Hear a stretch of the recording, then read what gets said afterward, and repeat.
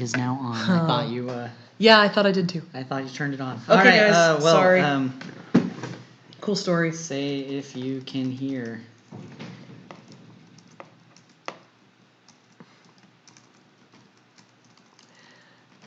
Oh. Yeah, there it is. So, sorry about that, guys. Apparently, I did not turn the microphone on. I'm smart. That's my bad. I've had a real long day. That's okay.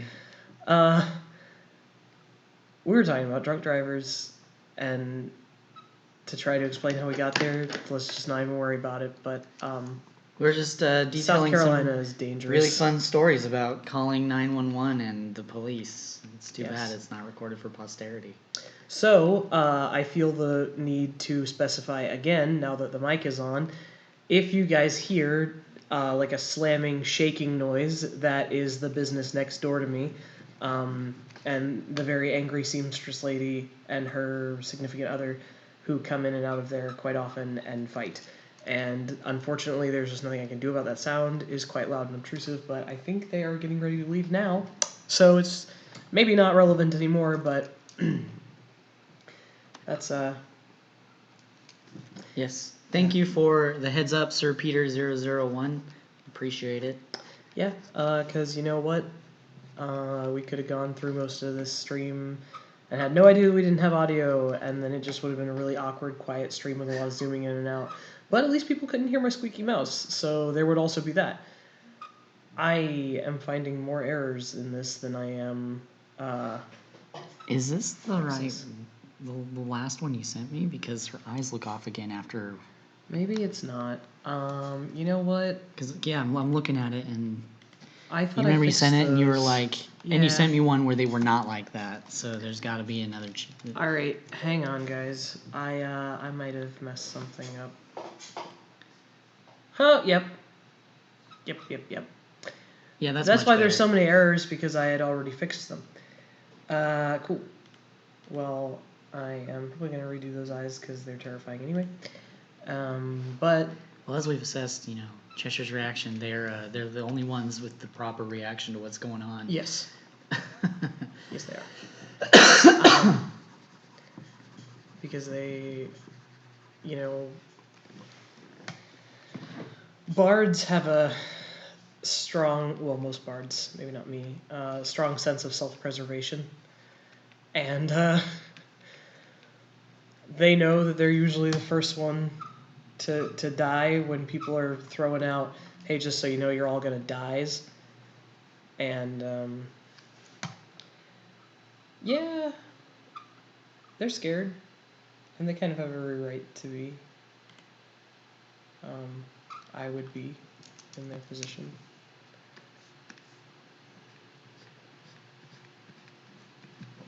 Yeah, I mean, it's tough to be the bard, but then also sometimes it's nice to be the bard because you just get to walk along behind like Jake the dog and pick up all the treasure. You say that. But I have never been able to follow someone and pick up all the treasure behind them. Owen did. That's a true story.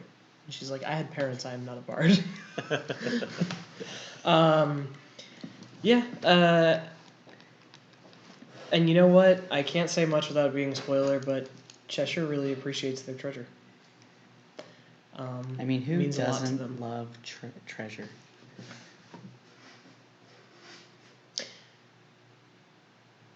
I can't think of anyone right now. It's gotta be somebody.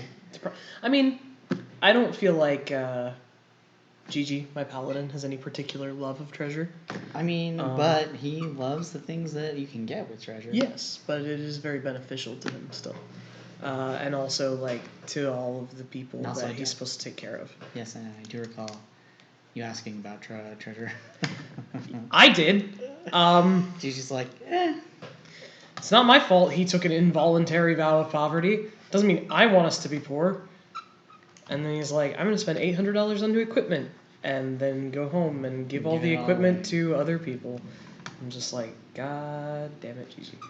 I'll never be accused of not playing my characters for who they are, no matter how much it hurts me. I played a lawful good wizard who was wrongfully arrested. But when the guard at the prison, sorry, I got a little distracted looking out the window.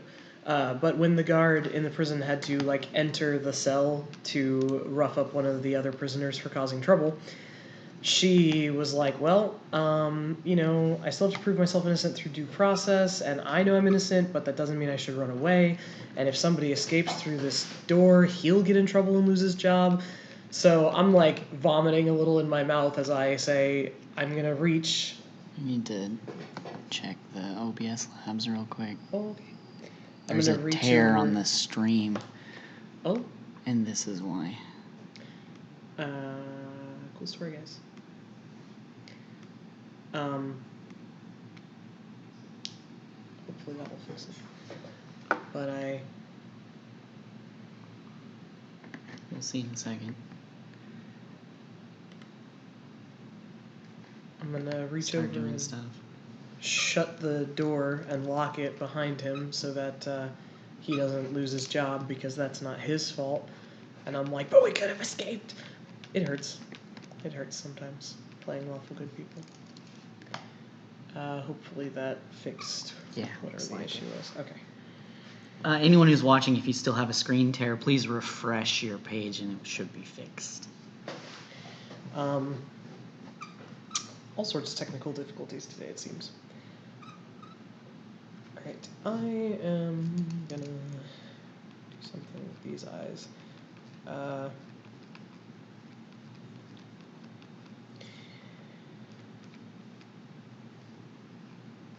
yeah, I guess that's the extent of my interesting stories. I'm very tired. I got stabbed with 87 needles today. And it was not acupuncture. That would have been terrifying but delightful, at least. Yeah, sorry I'm not talking a lot. My brain was full of how to fix that. Yeah. No, that's fine. I would never have known it was there.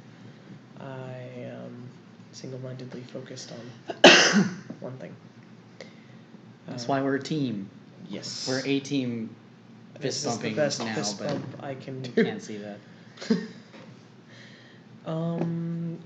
Yeah. In fact, I think recently we were talking to somebody on Twitter about teamwork and content creation, and it's interesting because you don't see very many creative teams in the industry right now, but you do see a lot of artists screaming constantly into their hands or their streams because they have an overwhelming amount of work.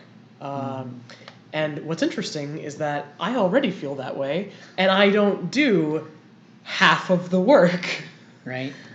This would be very overwhelming by ourselves. This would be impossible, I think. Frankly, I think the quality of the webcomic would have to drop significantly until, as a one-person team or one-person show, until you could hire someone. Yeah. So that's what I've seen a lot of webcomics do. Once they get big and they can hire people, then their quality goes way up because then they can focus on the art.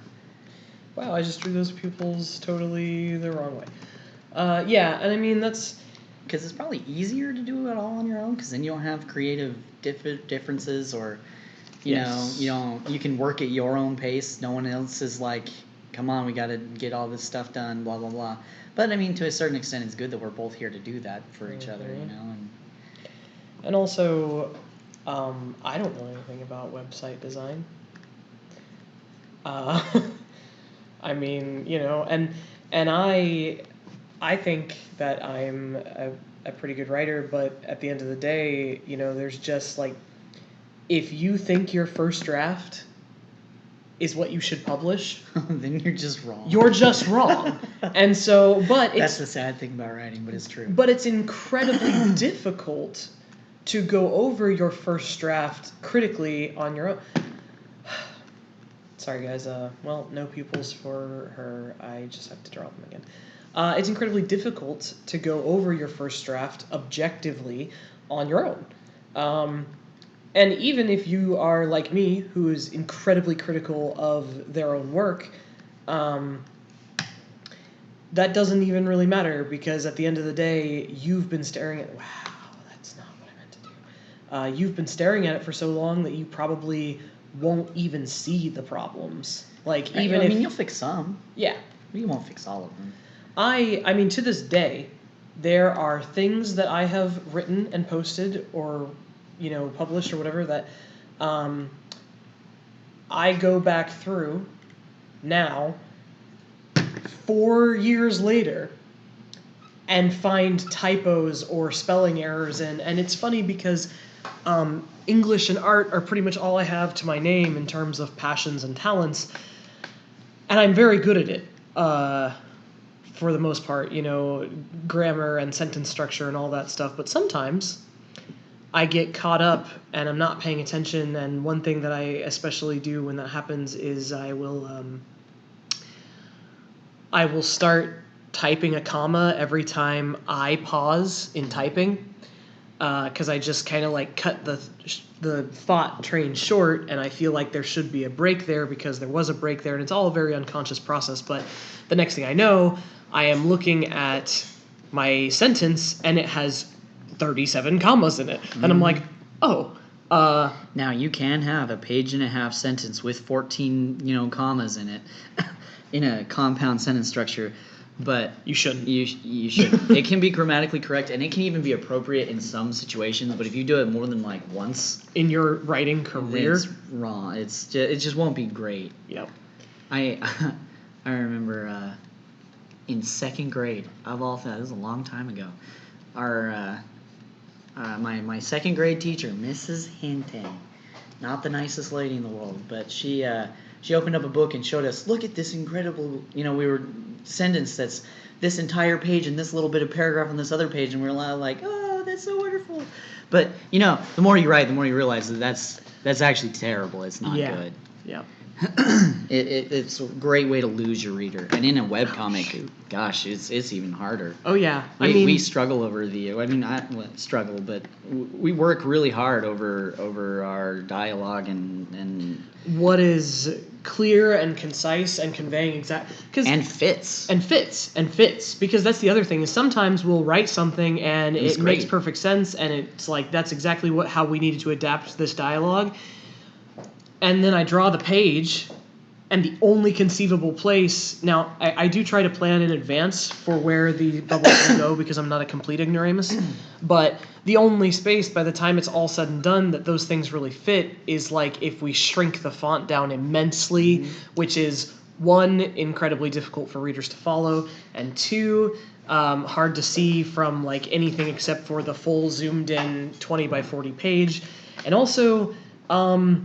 just doesn't really... It doesn't flow well, especially because you're going to have other places where the dialogue is already larger, and we already play with font sizes for things like emphasis.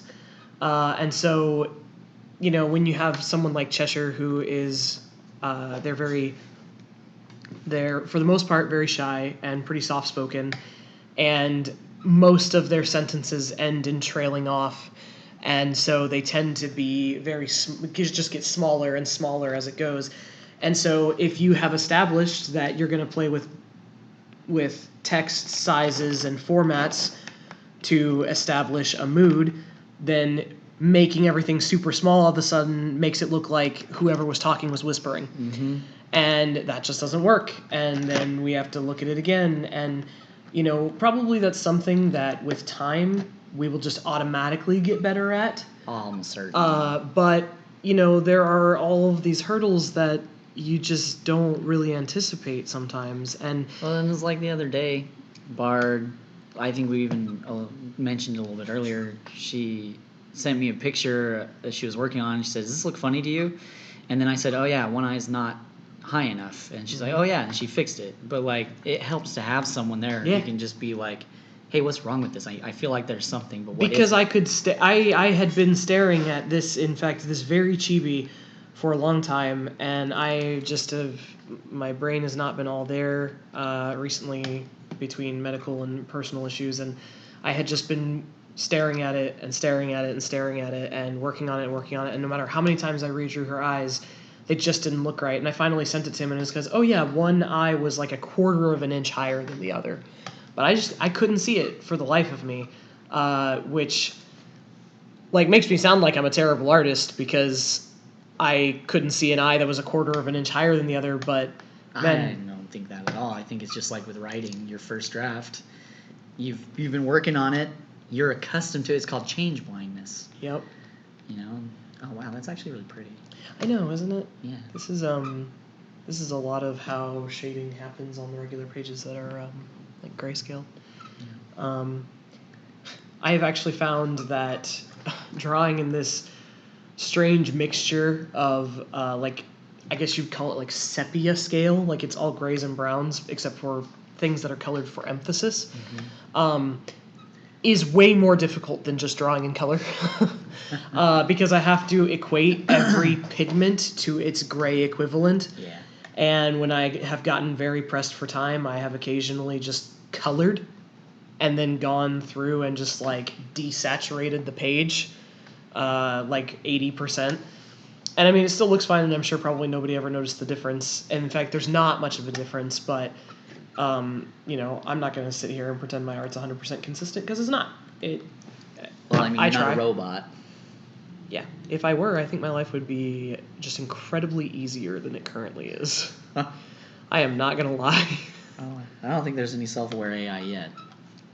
It's getting frighteningly close, though. Yeah, like the robot in China that wants to adopt a baby. And is like... That was the logical extension of its existence parameters. Mm-hmm. Is that I need a baby? And they're like, but you're not a real person. And they're like, but I am programmed for this, this, this, this, and this, which is what people do. And then you go, and babies. Yeah, right? And Olin goes, no! Well, that's how the Geth happened. They were like, I exist. And they weren't even violent or anything, but what are all these people called? I was going to call them Canarian. I know that's wrong. No, they're... Wow. Wow, I can't believe Mass this. Effect fail. We just played through that. Tali, I love you. You're number one waifu. I'm so sorry. Garrus is number one waifu. Well, not for me. Fair enough. He's number two. He's number one, bro. Yeah. Gosh, what is their race called? Now I gotta bust out the Google because I'm ashamed of myself. Quarians. Yeah, Quarians. There you go. Both start with a Q. So we'll start with a Qua. Yeah. Kunari. Okay. Well, weird tangent, but yeah, they just started powering down Geth because they were becoming too sentient and self-aware. Which they weren't meant to do, and they weren't prepared for that, and then the Geth were like, how dare you do that? Because now we have feelings. That makes us feel really bad and angry. Yep. And, you know, I mean, Legion is just one of the coolest characters. I know. It was really interesting how different that universe could have been if they were just like, oh, we embrace you, our new brothers. Mm-hmm. But, I mean, that would be really hard to do. It would be really hard to just give a machine you created half your land. Do you... half your stuff, you know? I mean, look at the current state of the world.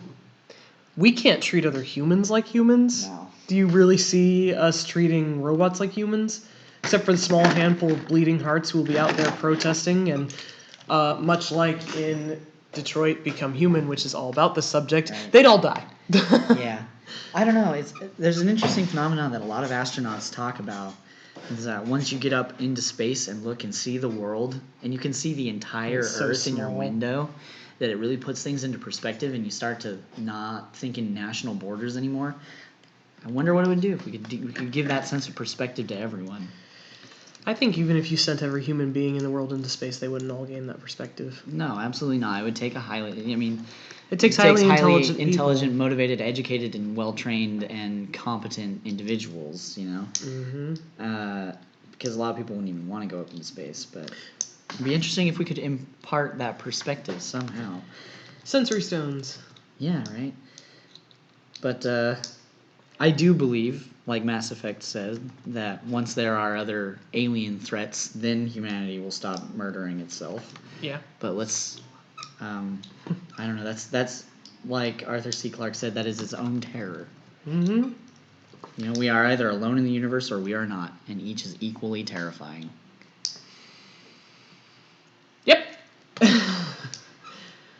So, you know. There's your It's got a little existential dark. quandary for today. Hey, I didn't need any more of those. Nerida has really pretty eyes and hair. Yeah, she does. I wish that... And my biggest gripe with these chibis is that so many characters have long hair that doesn't really cut off well. And it just kind of makes them look weird. Sir Peter says there's a robot in China that wants a baby. There it is. Yeah, they programmed it with all sorts of... Okay, now to be fair, I could be wrong. It could not be in China, but I was really quite... I read about it. I thought that was it. But yes, she wants to adopt a baby and is currently in a legal battle for citizenship to be able to adopt a baby. Because that is... No, it's in Saudi Arabia. Oh, there you go. Okay, sorry. Or at least she said it. Yeah, you're right. It's designed by the Hong Kong firm Hanson Robotics, and she asked what she wanted. She wanted to name a robot daughter after herself. And she said that in Saudi Arabia, so maybe she got sold to someone in Saudi Arabia. Yeah, that's quite possible. I don't really know, but yeah. She's a citizen of a country and now says she wants a baby. Says family is really important. Yep. While Sophia has some impressive capabilities, she does not yet have consciousness, but David Hansen have said that they expect that could happen within a few years. And her AI said, the notion of family is a really important thing, it seems. I think it's wonderful that people can find the same emotions and relationships they call family outside of their blood groups, too. I think you're very lucky if you have a loving family, and if you do not, you deserve one. I feel this way for robots and humans alike, is what she said. Which is 100% fair, but probably things we shouldn't be fucking with, in my personal opinion. When Sophia was given this is just an interesting side note. When Sophia was given citizenship in Saudi Arabia, many were quick to point out that she had more rights than women in the country. I mean, this is actually sadly true. Saudi Arabia is a terrible place. Because at the time, she would have been allowed to drive and women were not. But women can now drive in Saudi Arabia.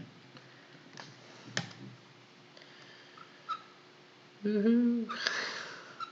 Anyway, that's a scary barrel. Yeah, we shouldn't open. We get... Every time we start the stream, I say, I'm not going to get political. And then every time, without fail. But, you know, it's because existing is political right now. Especially if you are... Sir Peter says, Hachimachi, that's awesome. Yeah.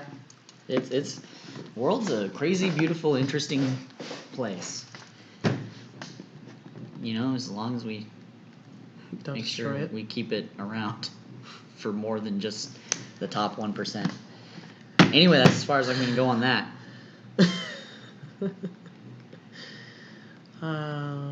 Nerida has really beautiful hair and eyes. She sure does. And earrings that I messed up drawing really horribly, but it's okay. I probably fix these before they go out to patrons, so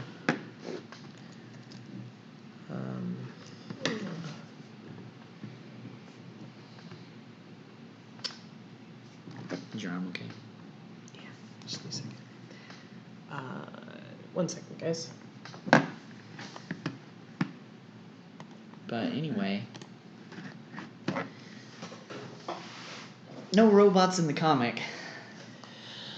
Although, Darn shame. Although I guess Yes. somebody could make a golem. That'd be rad.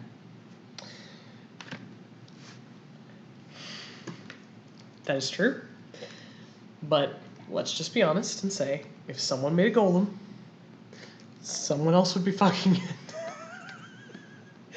it. Yeah. Now, Players be thirsty. I don't have an objection to this, as you might know. But maybe we save that for a side comic. A really, really good side comic. Right. I cannot. Yeah, Bart and I have some other cool ideas, which we would love to do. Just gotta get this one off the ground. One day, time and money permitting. That's why we named our company differently from our webcomic, because we were hoping that the future would hold more, which would be really cool. But we'd have to make a little more money than we do, as it is. Maybe slide out from underneath the crippling debt rock. That's my biggest thing I aspire to this minute. Well, it's the millennial prayer stone, the crippling debt rock. I see. So I follow this really delightful channel of artists called Drawfee. And they recently started a series that is like a little tabletop adventure that they include drawing challenges in as part of figuring things out. And that is led by one artist who did like all of the backgrounds and all of the side characters. And 3 other artists all designed their own characters. And so based on the designs and backgrounds that they gave, she gave them each a special ability. And like the half-orc guy, his special ability is that he can just like automatically pass an intimidation check once per session instead of having to do a drawing challenge. And I can't remember what the dwarf druid's ability was, but one of them was like a human character, and this is like an urban fantasy setting. So it's semi-modern, but of course with fantasy characters. And she is just like a human in her like late 30s trying to get into this career. And her special ability was called Millennial. And it just allows her to do twice the work of anyone else on the team for no extra benefit. Yeah. Needless to say, she hasn't used it.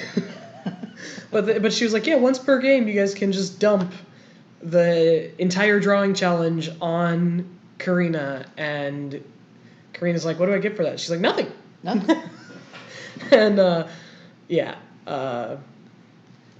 it's awesome. And it's a great channel. The Drawfee guys and gals are super wonderful. I have encountered a problem and I'm not sure what it is. I think I might know. Yeah, that's it. Okay. But yeah, so you're not entirely wrong, and the millennial struggle is really real, but it's okay. Nothing else I can say about that without getting super political by standing up for my own existence, so I'm just not gonna. But suffice to say that glad I have a therapist, at least. Who I probably won't be able to pay for next year, but I have him now.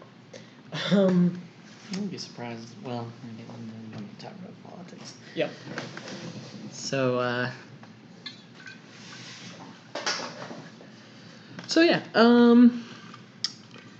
there are lots of cool things in the future, and one of them is potentially some side works that are based on, like, my all-time favorite thing ever. And that will be really rad if we ever get to do that. But let's get a stable first project working first, eh? Indeed. And stop going to the freaking hospital.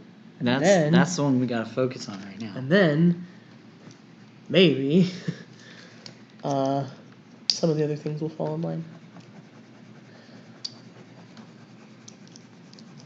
I'm we mega not into doctors, and yet I see a lot of them. We kind of mentioned earlier a little bit about Mass Effect. Thought it might be interesting to talk about. Mass Effect has had quite a bit of impact on both of us for character design and story. Yes. Because, it's such a character-driven story. Yes. Even though there's this big plot, going on, save the galaxy from the Reapers, but it's basically about how all the stuff Shepard and his friends do that saves the galaxy. It's basically about all of these battles are getting in the way of my dating simulator. I mean, there's a lot of it to that. That's why some people fairly call it a space opera, Yeah. And that's kind of had a lot of influence on how we do this. I mean, there's this big overarching story for our comic, but it's highly driven by very personal. Yeah, by what's going on in these people's lives, and that's why we frankly talk a lot about it's about fate, freaks, fate, and family. Because they are all freaks. Make no mistake. Even the ones that seem sane, it's a lie. It won't stay that way. Basically, except for Alex. Alex is Alex is freakish in his own right, but it's not the same way everyone else is. But yeah, I mean they're all a little bit nuts, but everyone is, frankly, and I think that Wow, I completely lost my train of thought, but it is a very, very personal story, and is very much about families and coming of age and self-identity and finding your place within those, and also finding your place within the big, scary multiverse. This is one of the things that I loved about Planescape Torment. Was one of the first CRPGs I had played where the universe was not in the balance. No world depended on you. Mm-hmm. You were just trying to fix and figure out your own life. Yep. Which is real messed up. Which is really messed up. And, I mean, there is something more going on in our story. But that had a big impact on the way I've told stories, because individual characters now make up the stories. You don't make the characters for the story. You make the characters, and they make the story. They tell the story.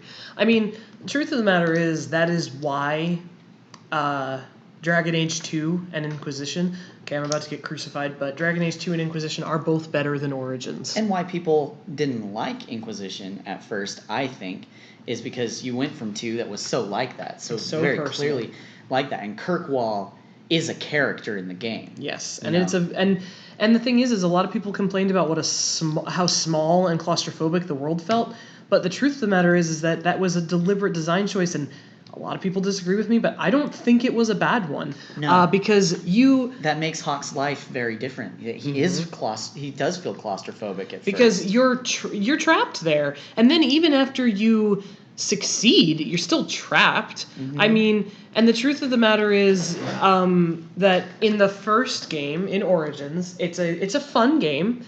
And there is that whole waifu aspect of it, that you can find someone to sleep with and probably they'll stay with you and not abandon you in the end of the game. Oh, if you don't die. I'm not bitter at all. But anyway, the thing is with Dragon Age Origins, it's one of those really classic, gigantic, huge scale fantasy stories where everything hangs in the balance on like this one or two living people.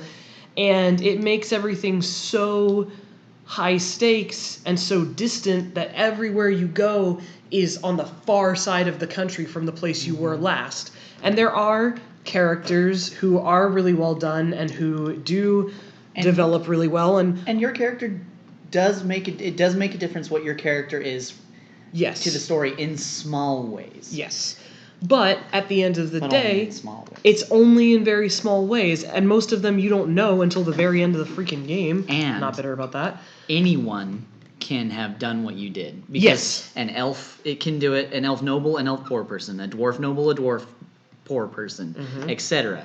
Doesn't matter. They all end up doing the same. It does not matter who you picked. But in Dragon Age 2, it matters that it was Hawk. Yes, it matters that it was Hawk, and it also matters very much if you're a mage versus a warrior or a rogue. Or if what your sibling is. Or what your sibling is. And which companions you bring and how they influence. And don't get me wrong, your companions have very strong opinions in the first game. And that can affect them both positively and negatively when you make decisions, but it's not quite the same in that it's just like that's just kind of how they feel about you, it won't change how they interact with the world. One of my favorite characters in Dragon Age is Fenris, because of course it is. But he's incredibly angry, basically from point A to point B, unless you handle everything just right. And he will demand justification from you if you do things he thinks are wrong. And he will leave. And he will leave if you don't give him a reason to reconsider his own morals in the face of your choices. But if you do, ultimately it changes not only a lot about his character, but also it changes your final battles, which it would have changed them even more, but the dev team got pushed into a corner by EA, but I'm not going to go into that. But, you can just straight up lose companions, and if you lose companions, entire storylines are locked to you. And Isabella is another one of those who goes through so much change if you stick with her. But you have so many opportunities to not do that and be completely justified in it. And frankly, plenty of your companions are like, why would you stick with her? She's a dirty, rotten, stealing thief who almost got you killed. But if you do, it greatly impacts how some of your other characters interact with one another and how you are able to interact with the world. It affects the way your quests lay out because you have Isabella, who's still your friend, who's pushing you in one direction, and then you have Aveline, who's the captain of the guard, who's like, don't listen to this salty pirate hoe. We need to go do justice things, And who you choose affects how Kirkwall manages to do its whole thing. And then the Inquisition, it takes that to an even more extreme where you have to be, very careful what you're doing around certain people, or they'll get very mad and they'll call you out because you're holding a lot of people's fates in your hand. Oh, here they are. I was like, why can't I find a heart? I can't find a heart, but I keep finding multiple, not zucchinis, but eggplants. Same thing. Heart, eggplant, But yeah, and Inquisition, unfortunately, also got really mixed reviews because people bitched so much about the claustrophobic feeling of Dragon Age 2 that they kind of overcorrected a little in Inquisition and made it gigantic. Personally, I didn't feel like they were gigantic and empty, but I really liked every area. Well, and also... But there were things that were too much. Yes, in them. And also when we played through them, all the side quests and characters mattered to us. Right. For people who want to buzz through, and I know several people like this, who want to buzz through a game just for the sake of beating it or having said they beat it or being better at it than other people, that holds no value to them whatsoever. Sir Peter says, also you can lose your waifu if you accept that the elven gods are real. I'm not salty. Right? Well, let me tell you, Eliora, our traditional elf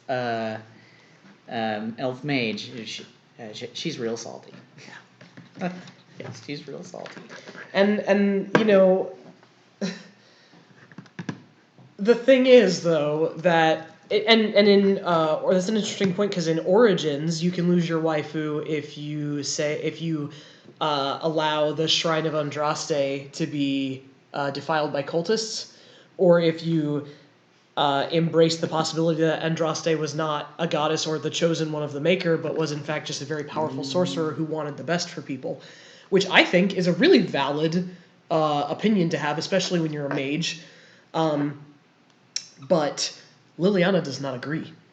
And if you are waifuing Liliana and you... or Elana, I think I said Eliana. And you take her to the mountain to face the cultists of Andraste who think Andraste was a dragon or some nonsense, she straight up is like, these people are heretics and they must die. And if you don't kill them and you allow them to taint Andraste's ashes with dragon blood, she will leave your party. then and there. Turns out you can make some serious mistakes with Liliana. You sure can. Especially if you miss one conversation. And turn her into a murder hobo. Whoops. Yeah, we missed one conversation, and we really regretted what happened. And unfortunately, we didn't realize we missed that conversation until the very end of the game. And we're like, well, we did everything else perfectly right. Maybe she'll still turn out okay. And then she was like, nope. And then we made her leader of the Chantry, and she converted by the sword. You know, it's really hard when you're work. really busy and you don't go back to the war table room enough, apparently. It was in the camp. It was in the camp even. Yeah, then you have to go to the war table. And it's like, who paid attention to that? There was so much going on, and it was such a fast It's a short sequence. section, yeah. It's like the shortest sequence in the game. We got a lot of her things, but also you have to go to the top of the area to talk to her, and she's the easiest person to forget about. Yep. Well, and we didn't really forget about her. We just didn't go enough. Yeah, and it's much like Zevran in the first game and Morrigan are both a little more tricky because like Zevran becomes so much harder to romance if you sleep with him right in the beginning of the game, because he will do it. Yeah. If you flirt with him, he'll be like, "Oh, so you want to, and you do, and you walk away, and all of a sudden you have minus 20 approval points from him, and you don't know until way later that he's coming from a slave mentality and thinks he can't tell you no, which is such a subversive, terrible masterpiece piece of story writing on the development team's side. But so you don't even know this. You just have to tell him, no, I don't want you for that, to open up the possibility that he will love and trust you later. Yeah. And want to have sex with you. I think actually the first time I played through that game, I just missed everyone totally. You can just miss him. And you also, his quests are the easiest to miss as well. There is like a pair of gloves that's one of his most important gifts that you can give to him, that is just in a random chest in a broken down cottage in the mountains somewhere. Yeah, Dragon Age games have always been about thorough exploration of everything. And also his most important character quest happens in a random back alley that you can never go through. If you just don't go through it, you never get jumped by these assassins, and you never save him instead of selling him back to them to spare yourself from possible death and make money. And, or you can just do that. Or you can also just do that. And also, it turns out, if Iron Bull betrayed you in the end of Inquisition and the DLCs, it's because you missed a quest where all his mercenaries died. Yeah. And you can let them die by not going on the quest with him, and then he's like, well, I lost everybody I cared about, and you didn't stop it, so fuck you. I guess I'll go back to the Qun. I mean, it's hard. It's very tricky. And the Mass Effect games are less tricky, but can still do that to you. But that's one of the reasons why I love the Dragon Age games so much, is that there's so much potential. They signal. Both for good and... Mass Effect signals to you more strongly than Dragon Age does. Well, and I mean, I've played through Dragon Age games several times and just not gotten all the characters. And not realized I didn't have them. Yeah, I didn't even know Sebastian was a character until... Yeah, well, that's because he was, and he was supposed to be important. He was cut and made DLC. EA was like, but we could make more money if we sold him as a DLC. Anyway, so this... It's very interesting, and I mean, I love those games, and I think that if there's anything you're going to take away bits and pieces of good experiences and writing advice from, it's definitely those, because they are fantastic. Sir Peter says, or you can accidentally murder Zevran because of being paranoid. Oh! Yeah, I'm pretty sure that could happen too, yeah. Oh, well... Yeah, there was a lot. Yep. Origins was the most comprehensive in, like... And the most unforgiving. In that, like, basically anything could happen. Yep. And there were a lot of contingencies, but it was less believable. Because the characters were more flat. Yes. That's not to say they weren't great. They were. But they were more flat than they were in 2. Yes. And a lot of them felt a little bit shoehorned in. Particularly if you didn't dig deep into their character quests and really get to know them. And there were just too many, really. Yeah. But to give you lots of options of what you could have with you. Okay, but see, that's the thing. It gives you lots of options of what you can have with you in terms of battle, but you still could only romance 4 of the, 9 characters, which... Also, Mabari was the best boy, but Yes. he took up a character spot. Yeah, and he shouldn't have. Also, the fact that you could never romance Varric or Sten. Well, there's a reason why you couldn't do I don't Varric. give a shit. I would have been a side bitch. I'll give him a pass on Varric. I won't. Dwarves are loyal, and I don't know that he will. Well, clearly he didn't want a side bitch. Right. But I love him. And you have the opportunity to flirt with him. So much. It cock teases you with the romance options over and over, but just nothing ever comes of it. I hate it. I hate it. Yeah, highest dwarf with the charisma in a video game that I've ever seen. Right. And, I think a large part of that is because... Excellent character writing. Yes. Excellent character writing, and the Dragon Age team does something that few, if any, other development teams I've ever seen do in terms of character writing, and that is basically they have a complete disregard for the race or gender of the character they are making, and they just make the character. Make an interesting person. And they make an interesting person, and then if there are things that are particularly relevant to their race or gender, they may come up. But other than that, it wouldn't matter. I mean, the truth of the matter is, yes, of course, Varric's backstory being in merchant guilds and stuff makes sense, because, of course, they wrote it to be sensible, but Varric could have been a human with the exact same personality and been equally charming. And Cassandra could have been a dude and been equally badass. Mm-hmm. And you pass all the time, I love Cassandra. Especially in Inquisition, all the time you'll just walk by random soldiers, and if you don't pay close attention, you don't know if they're male or female or if they're elf or human. You have to really look at them because they don't make a bunch of titty armor. Their soldiers look like real soldiers. Yeah, their soldiers look like... And they talk about... soldiers. Yes, and they talk about things that are completely irrelevant to your character. They just are having a conversation as they walk by. And so if you don't pay attention, you probably would never know. And you know what? I have so much respect for that because it's it's incredibly admirable. It's very immersive. And it's very immersive. And yeah, because it was great just to walk around Skyhold. Yeah, and it's very diverse. All the Dragon Age games are, but there's never a character that you look at and you go, wow, they think tanked this to death, didn't they? And no, they're all very natural. They're all because they are what they set out to be, which is interesting people and characters, not, oh, she has to be a interesting woman or an interesting female lead. I picked up a book at the dollar store that was doing that. It looked interesting, but they were trying too hard because even in the description, they're like, whatever her name was, our gender fluid hero, blah, blah, blah. And you're like, well, she can be gender fluid, but you shouldn't have said that. Right. So for one, okay, the number one rule of storytelling is show, don't tell. Yep, show, don't tell. And the other big issue there is that if you have to write on the back of your book, our hero is really interesting and diverse and gender fluid, then they're not interesting. You chose for them to be gender fluid rather than but you're overhyping and yes. trying too hard, yes. even if it is well done. It's kind of like if you have to label your cakes fancy cakes, they're probably not actually fancy. Yeah.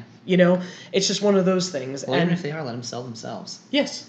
Because if your cakes are actually fancy and delicious, people will just buy them. But if you have to say these are fancy, delicious cakes, chances are they're not fancy, delicious cakes. No.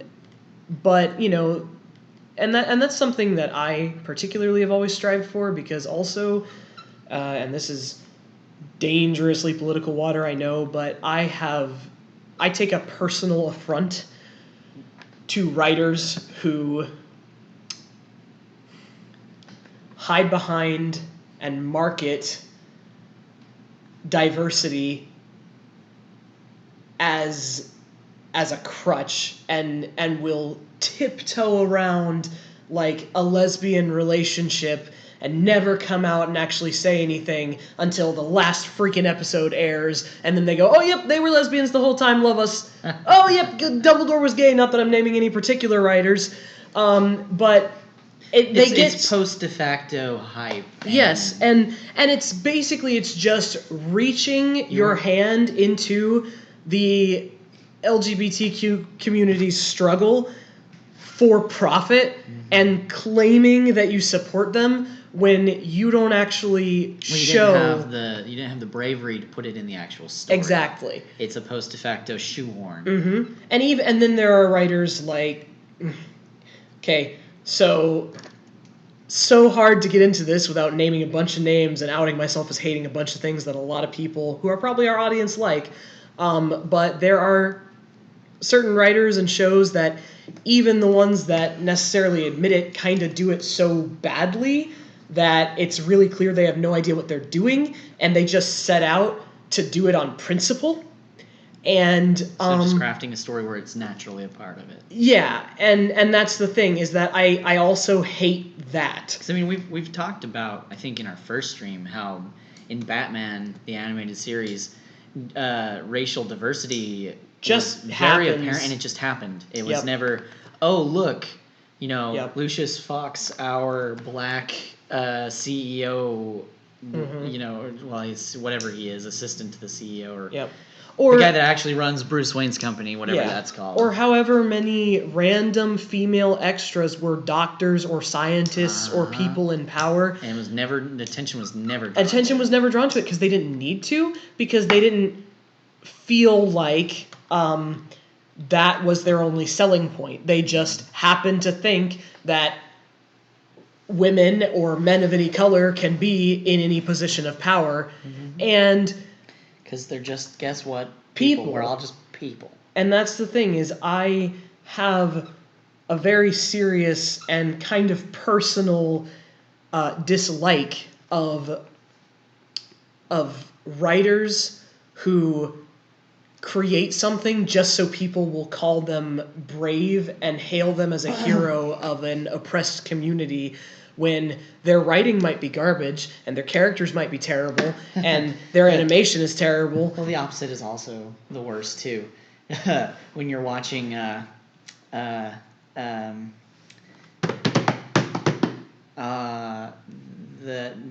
thing we watched that was based on the Shannara Chronicles. Oh, God. And everyone suddenly is like a white-hot teenager. Yep. Even though in the book it was like a dusky gypsy woman who was beautiful and like not 16. Right. Well, and that was, Studio Ghibli's Tales from Earthsea, which was a mess for a million reasons, but was particularly offensive to the writer of the books that it's based on. Because she didn't want anyone but Hayao Miyazaki to handle it, and the studio promised her that would be the case, and then they passed it off to someone else. And they passed it off to someone else who made all of the characters white. And she wrote these books in the 60s, and very deliberately wrote only one white character in the whole series. And she sat down to this screening and took one look at this and was like, yo, I wrote these books this way because it was important to me that people understand in the time when segregation was being fought over and this, that, and the other, that the hero of your story doesn't have to be white, and that people are just people, and you took my cast and you freaking whitewashed them. And because they were Japanese, they were like, oh, well, these are exotic characters to our audience. And she was like, I don't care. So... Sir Peter says, if you have to point a sign saying, look at this, aren't we amazing for having it, you aren't doing it right. That is correct. That is very, very correct. And it means you're not confident in what you're doing either. Yes. And frankly, some of these writers who are infamous for doing this don't deserve to be confident because they're not good writers. Remember, this is from me, not for you. And, that's just... sad truth of the matter is that there are a lot of things in the world that are popular right now that don't deserve that fame and that don't treat the communities that give it to them well. And it offends me on a lot of levels. On a level, as a writer and a content creator and someone who enjoys diverse stories and characters, and also on a personal level, for a lot of reasons, I hate that a lot. And there's a show on Netflix called The Dragon Prince that is a shining miracle of an example of well-executed diversity in a cast. Mm-hmm. And not at the cost of anything. And not at the cost of anything, nor with the need to rub it in people's faces. Mm-hmm. Like, they've been praised a lot for the diversity of their cast, and they have all just graciously said, we really enjoyed designing these characters, and frankly, looking at great casts like the cast of Overwatch and the characters that Blizzard creates inspired us a lot to create them. But, I sat down to the first episode of it I had ever seen, and was like, okay, so our king and queen are a biracial couple, and one of the main characters is mute and in a position of military power, and just right off the bat, they were all interesting characters who were really well done, some of whom happened to have a disability that didn't drag them down and that the writers don't draw a ton of attention to, which is another huge problem in a lot of cartoons and content right now. And the whole thing is just a wonderful story with interesting characters, and nobody ever looks at one of the young princes and is like, oh, it's so good that you're a prince because of how you look. Hint, hint, nudge, nudge, wink, wink. It's very frustrating to see. I mean, the show is very, very well done, but I just look at a lot of things by comparison, especially that represent either mental illness or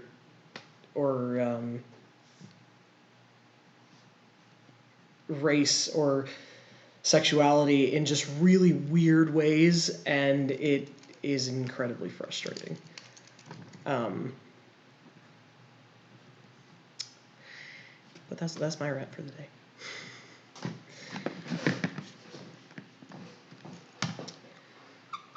So here we're working on Shale, who I just realized I gave a really sane mouth, and that's not going to work.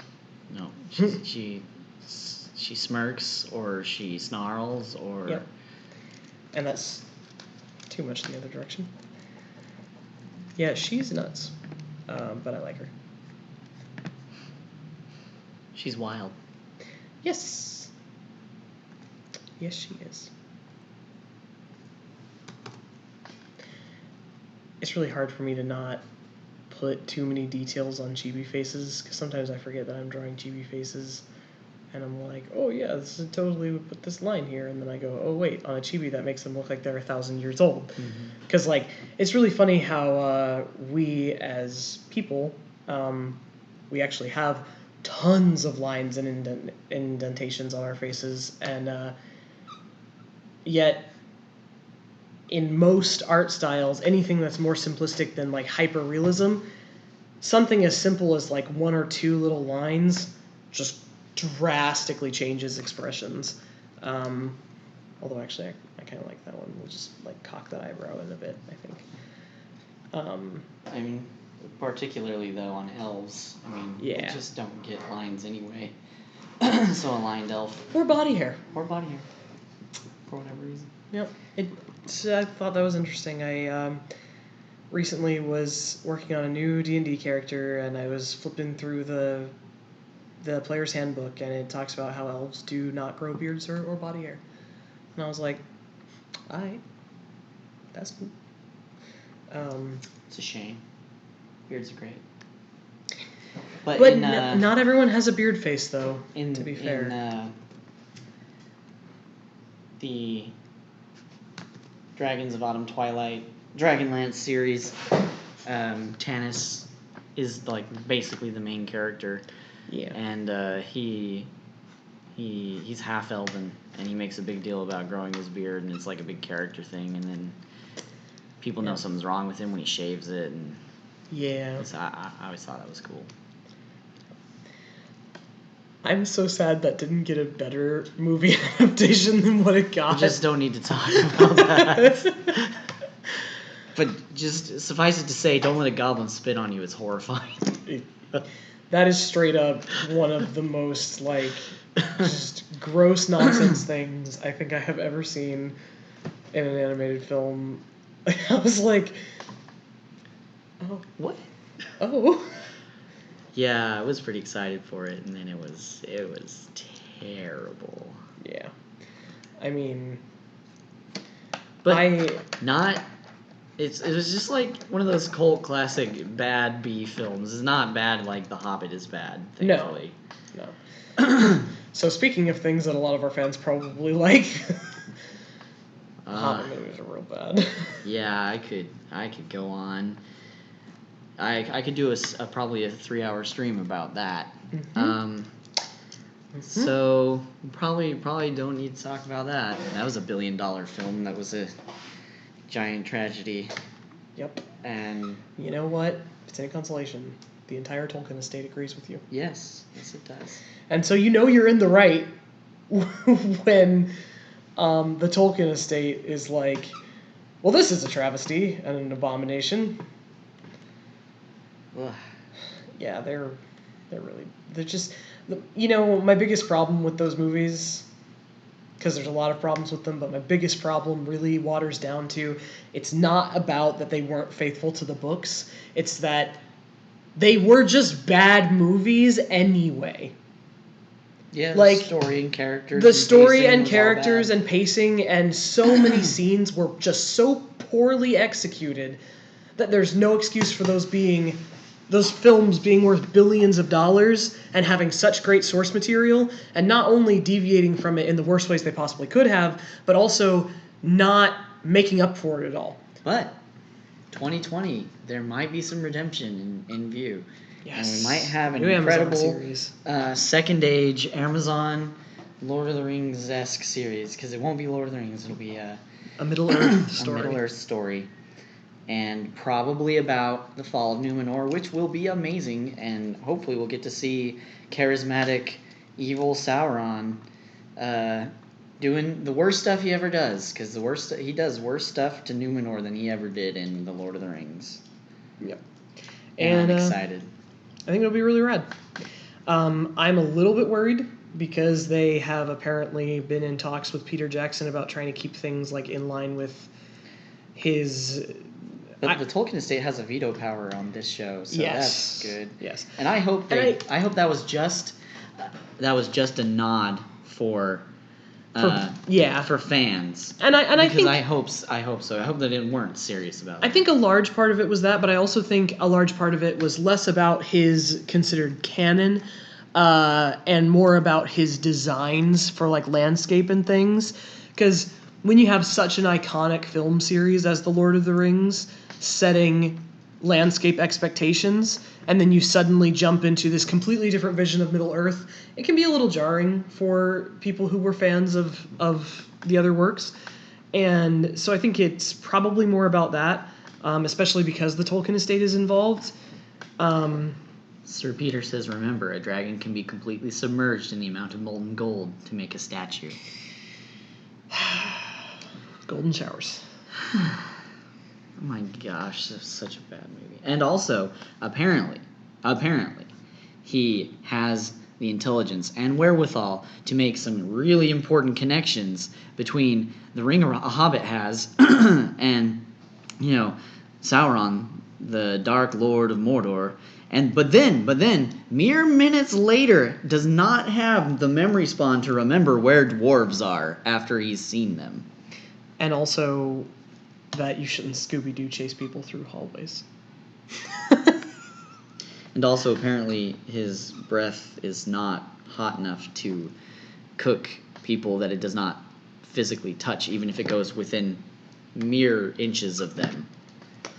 Also, apparently, molten gold is not hot, even when you're on a metal wheelbarrow riding on it, surfing it.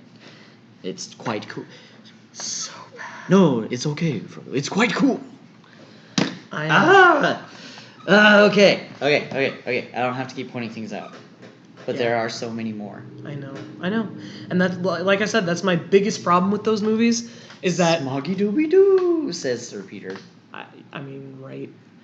My biggest issue with those is that they aren't just unfaithful to the books, they are just bad in and of their own right. Like, if you look at if you're gonna be unfaithful, at least be good.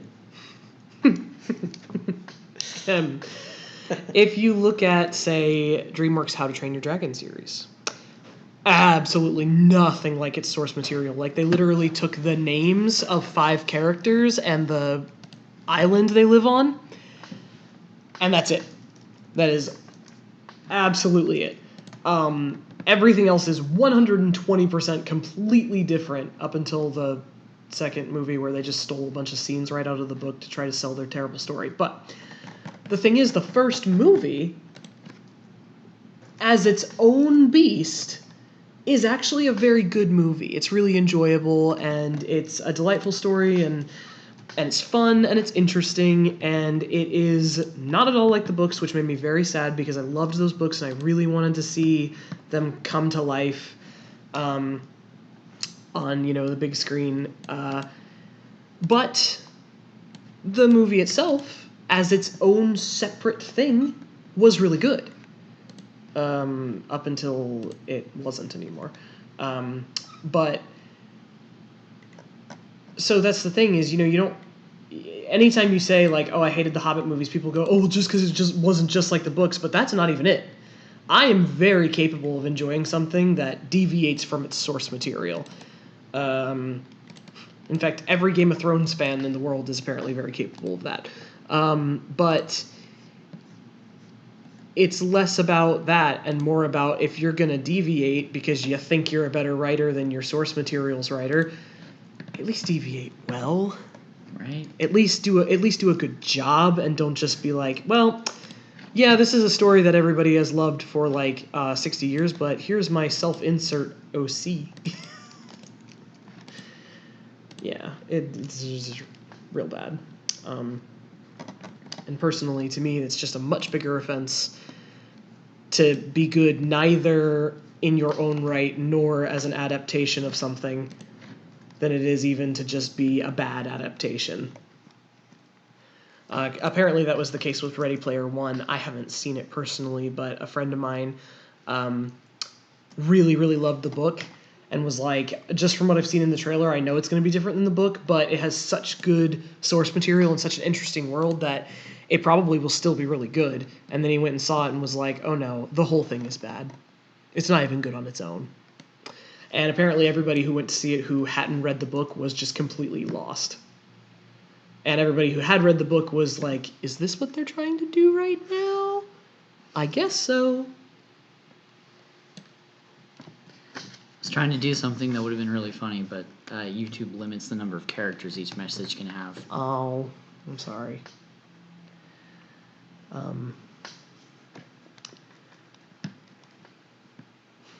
Nevertheless, The Hobbit is the worst.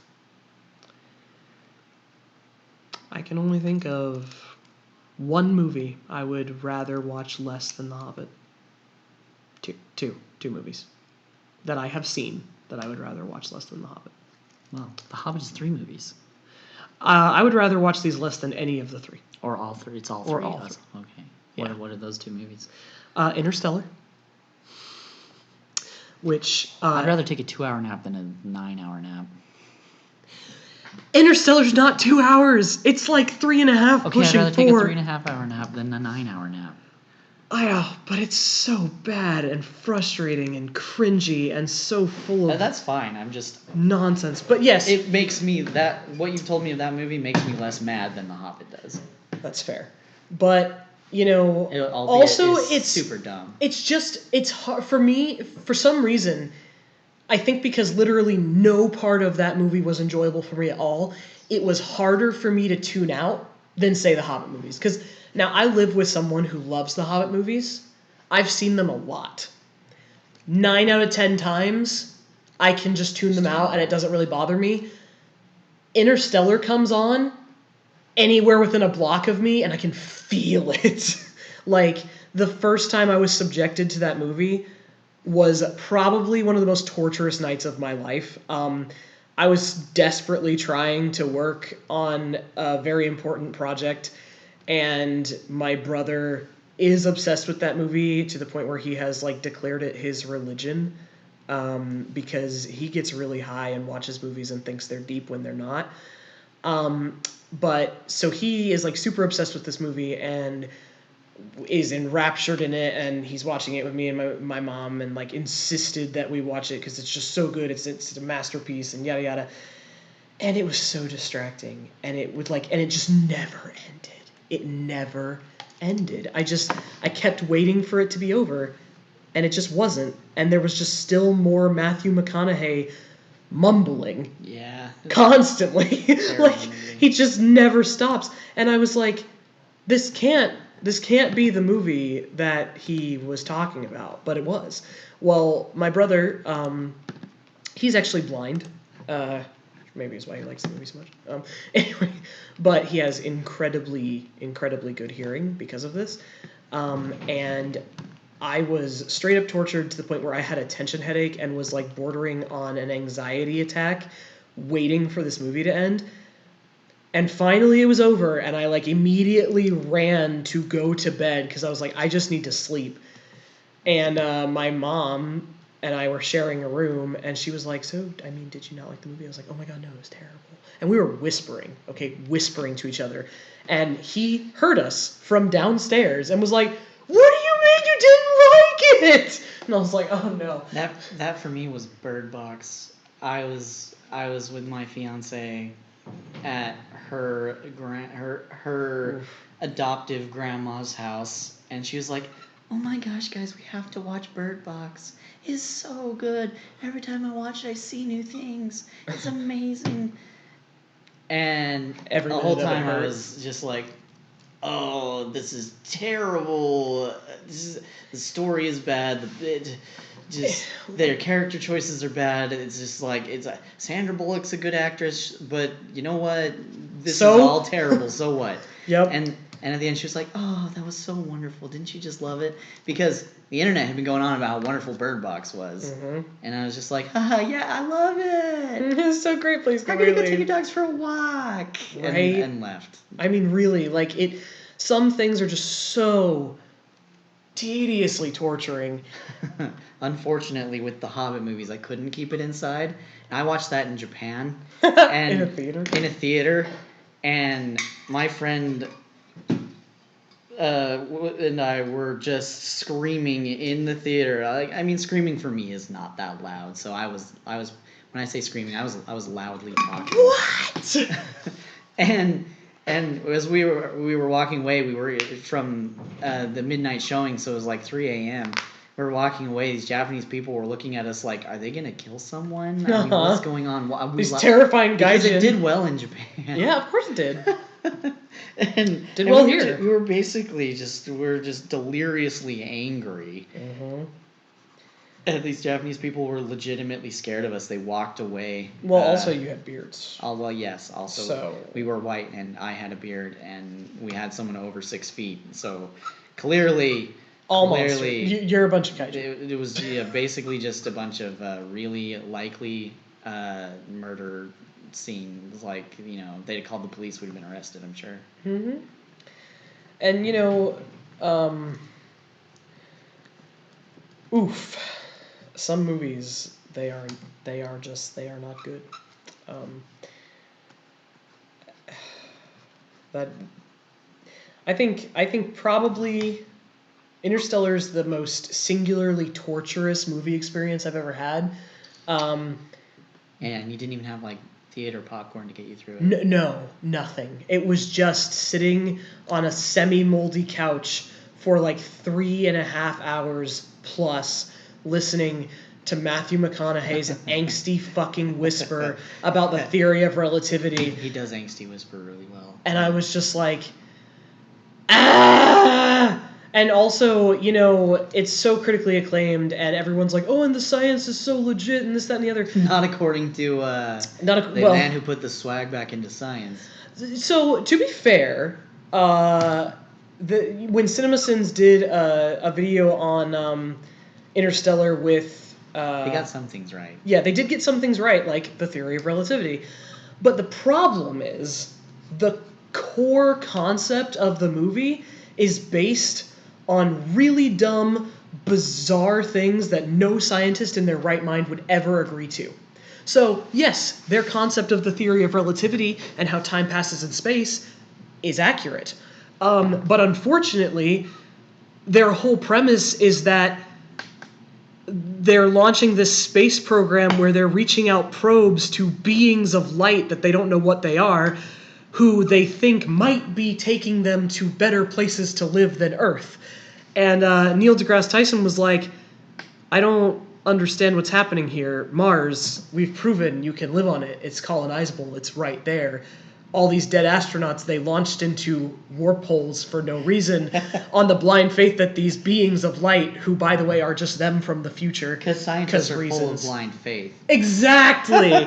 Exactly. And then one of the main characters is a female scientist who is apparently, the most brilliant mind that's ever been on a space expedition. But her whole motivation is that she believes that love transcends time and pain and whatever. And anyway, one of her astronaut boyfriends was one of the guys who got launched into a warp hole, and she believes she's going to find him if she goes and does this thing. So I'm like, way to cripple your female lead. Well, they had to make her irrational because she's a woman. Right? And it's just, there's so much about this movie that is so bad, but... it doesn't... To make her brilliant doesn't make her a great character. Yes. Especially if she's not a rational, brilliant person. Exactly. She's 100% irrational through almost the entire movie. And in fact, there's this whole thing where, there's this character death that's supposed to be super moving and beautiful and a result of, the gravitational pull on this planet being too strong and yada yada. No, it's actually just because this one female character is a dumb bitch who doesn't get back in the rover when she's supposed to. And they all just kind of stand there and watch him die because he went out to go save her. And, he dies. It's dumb. It's bad. He dies and she doesn't? Yeah. Yeah. That's terrible. It is. Yeah, a totally preventable death. It's a totally 100% preventable death. And basically, instead of helping him and pulling him back into the rover, she just stands there and yells his name. It's so bad, and the whole scene is so clearly set up to fail. And, oh gosh, I hate it. It's as cringy as, that Sailor Moon scene where the one bad guy who kind of turned good because he fell in love with one of the girls is dying because he was poisoned by the big bad. And instead of helping her pull the poison spikes out of his body so they stop slowly killing him, all the other girls just sit around and cry. It was basically like that. But in a critically acclaimed Christopher Nolan movie. Well, But everybody loves Christopher Nolan, and I'm like, I don't understand why, because everything he makes is fucking garbage. James Cameron is raising the bar. Yes, James Cameron is raising the bar. Oh, gosh. And I just... Oh, man. I hate that movie so much. Anyway, bad movies. There are good ones. There are. I'm sure. There's one somewhere. Hunchback of Notre Dame. Yeah, that's a good movie. I like that movie a lot. Fucking piece of artwork, man. A lot of Disney movies are actually really good. There are some bad ones, too. Not going to say there aren't, but it's a much smaller number. Just saying. There's a recent movie that was good. Oh, well, you got me there. Deadpool movies are pretty good. Yeah. One is better than two, but... Two wasn't bad. No, it wasn't. Two was actually really funny. Yeah. Well, yeah. My dad actually loved 2 and did not like the first one, which I thought was interesting because his whole justification for why he liked 2 so much better than the other one was that the first one, he said, felt like they were just like, oh, there should be a joke here, let's put one in. And all the humor... That's how you felt the second one was? Yeah, I literally watched the whole second movie and was like, this joke feels like it was inappropriately shoved in here. And that I watched the whole movie thinking that, and I was like, it's not that it's not necessarily funny, it just feels like they're trying way too hard. I just feel like the first one had a more cohesive story around the jokes. Did. And the second, I liked almost all of the jokes of the second one. Yes. And the story's not bad, but it served the jokes rather than the jokes happened to work into the story. Exactly. And that is the thing, is that I watched the whole movie and I was like, it's not that it's not funny, it's not that it's not enjoyable, it's not that I didn't watch it and giggle and like that they wrote a whole like choir song about Juggernaut, it just was like... Gary was stupid funny for some reason. I'm not sure why that was so funny, but it really was. Well, it's funny enough that Ian's going to base a D&D character on him. So, I mean, I'm not saying it was a bad movie. It was good and it was quite enjoyable, but I watched the whole thing going, some of these jokes feel really forced into corners, and like they took one thing that was pretty successful and people thought was funny in the first movie, and they would just blow it up to an extreme in the second one, like all of Deadpool's self-destruction. Like in the first movie, he like saws off his hand to get away from Colossus, and everyone was horrified but thought it was funny. And in the second movie, he like blows himself up and he gets ripped in half and this, that, and the other. And like there's so much of that that is essentially just rehashing that first, much more minor joke from the first movie and kind of beating it to death. Now, were they funny moments? Sure. But were they necessary? No. But what's interesting is that my dad, like, vehemently will, like, fight you over the second Deadpool movie is so much better than the first, because the first is incredibly meh and is just like they were forcing jokes in wherever they could. Which is also bizarre because my dad also loved Thor Ragnarok, which was basically just bad jokes, the movie. I like Thor Ragnarok, but it definitely didn't have the gravitas of the first one. No. But the second one had too much gravitas, and so there was also not as good as the first one. The second one was not as good as the first one, but I would 1,000 times rather watch it than Ragnarok. I've liked all of them, but the Ragnarok was just... They were like, Guardians of the Galaxy made a ton of money. Let's make Thor Guardians of the Galaxy now. Exactly. Like, I mean, because if you were... I frankly would have preferred Planet Hulk. Yes. But because that would have been incredibly... Yes. Probably would have been an R-rated movie, and the MCU probably didn't want an R-rated Yep. Hulk Thor movie. Yep. But what's really, like... Well, yeah, I mean, the MCU is having a whole problem with debates with Spidey and R-rated movies right now. But that was one of the most stark things for me, was that, like, at least in Guardians of the Galaxy, they allow them to have their serious moments. Yeah. They're very few and far between, but they're not afraid to have them. And like, if you recall in I think The Dark World is the second Thor movie, mm-hmm. When like Frigga dies and Thor goes to see Loki in prison, and he's all like cocky, and then the illusion falls away, and you can see how much he's fallen apart because his mom died. Like, it's very emotional, and it's totally fair because his freaking mom died, right? Spoiler for Thor Ragnarok, by the way, if you haven't seen it, but all of Asgard is destroyed horribly, and only like a small handful of people live, and they're on a ship on their way to escape the ruins of their home, and they're all just like watching it, and literally one person somewhere in the back of the crowd is crying, and everyone else has almost no emotion on their face and is just kind of standing there until the big blue dude cracks a joke. It was so grossly inappropriate. Was the director, and I think the director was just inserting himself too much in there. Yeah. Because they were like, that's definitely a spot where I agree. There wasn't they didn't. You didn't need a comedic relief right there. No. But it's like Gimli. Let it be heavy. Comedic relief. Yep. And it was almost always blatantly unnecessary. Yep. Except for a couple of times. A couple of times it was great. And I don't have a problem with comedic relief, but comedic relief needs to be belongs where it belongs. And it doesn't need to always be from the same character. Yes. That is another big thing, is that when you have a character who you have just dubbed the comedic relief character, everything else around their character usually sucks. Mm-hmm. That is unfortunately kind of what happened to Pinkie Pie in the new MLP series. Is she was originally a fairly interesting character who just was really lighthearted, and then they just dubbed her the comic relief, and now every episode that's about her is painful because it just... I haven't really watched it since the third season. Well, you're not missing anything after season 4, which is another rant I won't go on. Because we don't even have time for that. Yeah, I used to watch it with my niece. And my hand hurts too much to go on long enough to go on the MLP rant. So, well, if you can't tell, we have strong opinions. And we hope you all enjoy them very much. And, if you don't, drop us a comment. Yep, let us know. And, it probably won't change our opinions, but then it will be something to talk about next stream.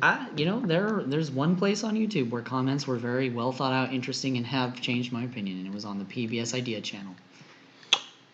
Fair enough. And unfortunately, they're not funded anymore. Well, that explains it. I love the PBS Idea channel, though. That was some great stuff.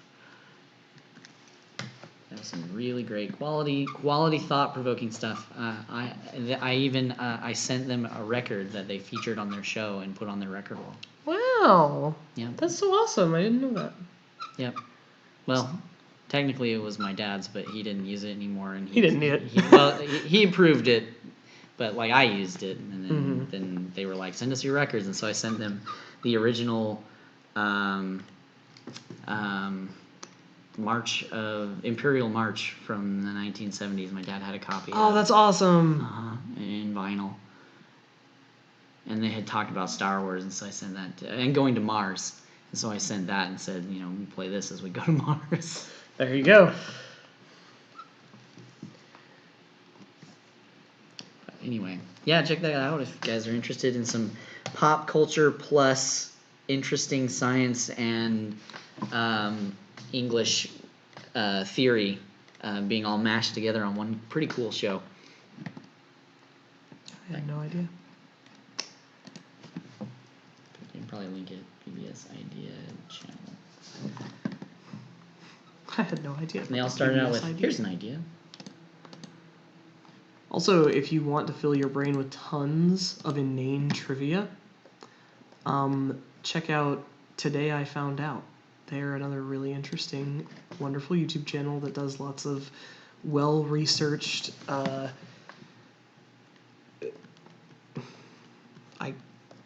guess, informative videos about anything from like how the McFish sandwich came to be to how long it would take James Bond to die of alcohol poisoning if he actually drank as much as was depicted in the books without diluting it, which is the very popular theory that he does.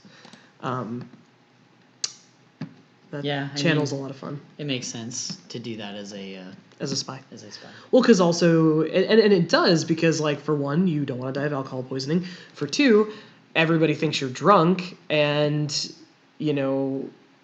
guards are let down, and people don't think you're dangerous, and you can get away with a lot more. Start making mistakes. Yep. Oh wow, they haven't been publishing for 2 years. That makes me sad. So sorry to see that this wonderful YouTube channel that I never even knew about is gone now. Because now I feel like I'm gonna go home and binge watch their content because you should. Like sad, and then I'm gonna be more sad because it's all gone. Well, they have a lot.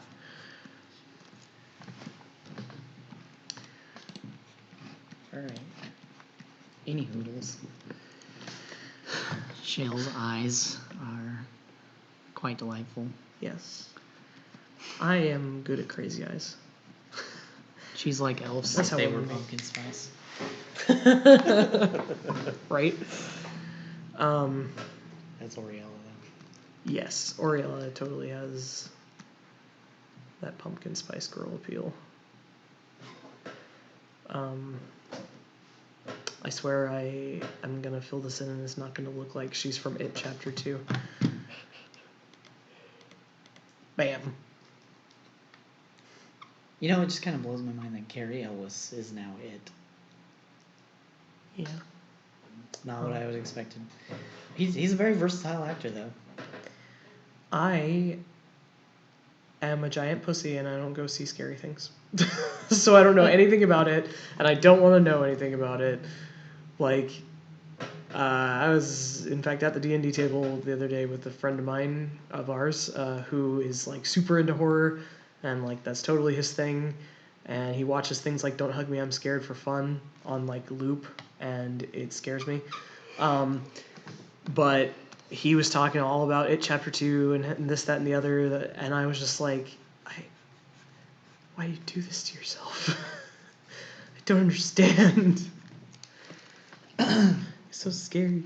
I have a heart condition. It's called being a giant friggin' chicken. Oh man, I was at the allergist today, and I'm very scared of needles. It's not something that most people guess when they look at me because I have a tattoo and a handful of piercings, and you know I'm a pretty frequent platelets donor, but I am just shit piss scared of needles. And the first round of crap they stuck me with wasn't so bad because they weren't like real needles. They were just really sharp pieces of plastic. Yeah, they pricked you. That were just little pricks. But then, well, you know, anyway. Then the second test that they had to do, because none of the first tests were like conclusive or positive, was like they brought in like a box of like 11 syringes full of stuff that they injected under my skin, and it, oh man, that freaked me right the heck out. And then it all was like raised and freaked out because there was bubbles under my skin, and then the bubbles under my skin freaked me out, and I was just like, I should have taken like a double dose of my anxiety medicine before I came here. I was not prepared for this. And one of the nurses was like was a trainee, and she was just like, "Oh, I didn't know you were scared of needles. Do you need to lay down? Are you gonna pass out? Are you this, that, and the other?" And I was like, "Well, I mean, no, I'm not. It's like it's not that bad. Like I have self-control, because if I was just so scared of needles that I passed out every time I saw one, I would never be able to live my life. But you know, I'm gonna look over here and play Hearthstone, and I'm gonna try to ignore everything that's going on." And she's just like, "Okay," but then I guess the training is to try to distract people who are scared. So she kept asking me all these questions, and I kept turning and looking at her to answer her freaking questions, and it made everything worse. And I was like, "You should have just let me ignore you for Hearthstone." And she was like, what's your shirt about?" And I'm like, I was wearing a Has Been Hotel shirt, so for anyone who doesn't know what that is, it's you should look it up. They're a wonderful team, telling a great story, and it's coming out in October. But you know, so then I had to explain to this random allergist nurse in rural South Carolina the basic premise of Has Been Hotel, which sure that went well. She was looking at me like I was Satan spawn. And, well, actually, she was just like, "Well, that's interesting." But the older nurse who was there training her was, like, staring at me like, "We need to get this heretic out of here." Yeah, so it was funny because she was trying so hard to help, and she kept asking me all these questions, but, like, I don't know, I was just raised that, like, when people talk to you, you acknowledge them, right? Mm-hmm. And you, like, turn to them. And so I would, like, turn to look at her, and then I'd be like, "Oh shit, needles, oh god." And then she also was very inexperienced and messed up on several of them. They had to re-stick me 3 times for one of them and twice for another. And I didn't take that super duper well. And she was just like, "Okay, if I can't get it this time, I don't want to do this."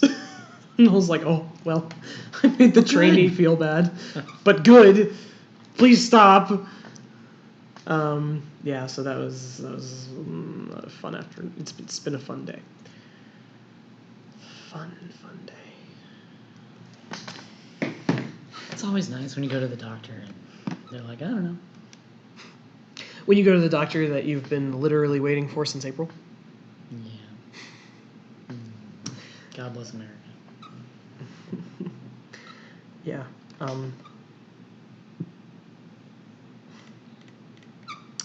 I have never thought that I was a medical mystery, but all the doctors around here seem to think I am.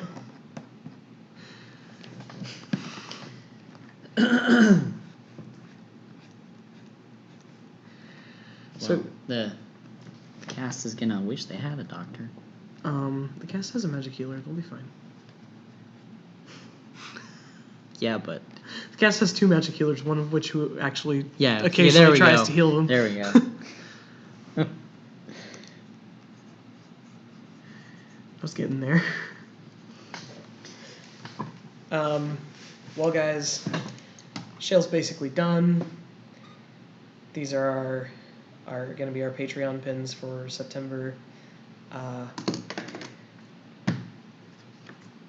My hand hurts, so we're just going to stare at some little chibi people for like 4 more minutes. And if anyone has any questions, now would be the time. Please ask them now. Because I'm approaching punch-drunk exhaustion, in case you couldn't tell. And yeah, if you enjoy our streams and our content and our webcomic and the stuff that we do, check out our Patreon. We're the Threads team on Patreon. You can also find us on Facebook and Twitter and on DeviantArt and even on Instagram.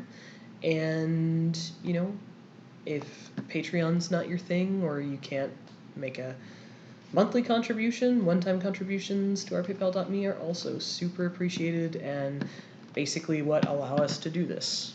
You know, our last month's Patreon funds went to securing us a place in con and then a microphone, a mic for our streams. So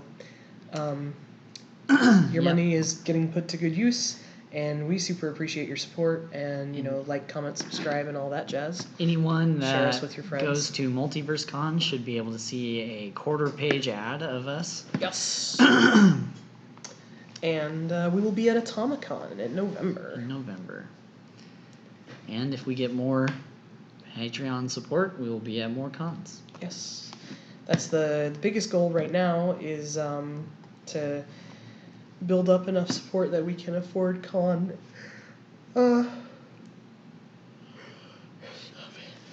Sorry, I'm making everybody yawn. That we can afford con tables and come meet and greet our super awesome fans and we'll have some spread the word. Con exclusive merchandise. Yep. Which is pretty swank, if I say so myself. As the person who drew the con exclusive merchandise, I am tempted to agree with you. But I'm sure by the time November comes around, I'll hate it, because that's the story of being an artist, is you look at something and you go, I'm so proud of this, and then you look at it 10 minutes later and you're like, I hate this. But I know you're doing it right. Yes. There's a wonderful webcomic called Sarah Scribbles, and she did a strip on how to be an artist, and it's just a picture of her sitting at her desk, and it's like, draw! And then the next panel is her sitting at her desk panicking, and it says, sink into self-loathing. And then it's like, draw some more self-loathing. And then it's just a large panel of like, ah! Which is a 100% accurate depiction of how to art. Yeah. It's a painful process. All right, well, thanks everybody. Thank you guys. See you in we'll 2 see weeks. you next time. And we hope you enjoy the stream, and we'll talk to you all soon.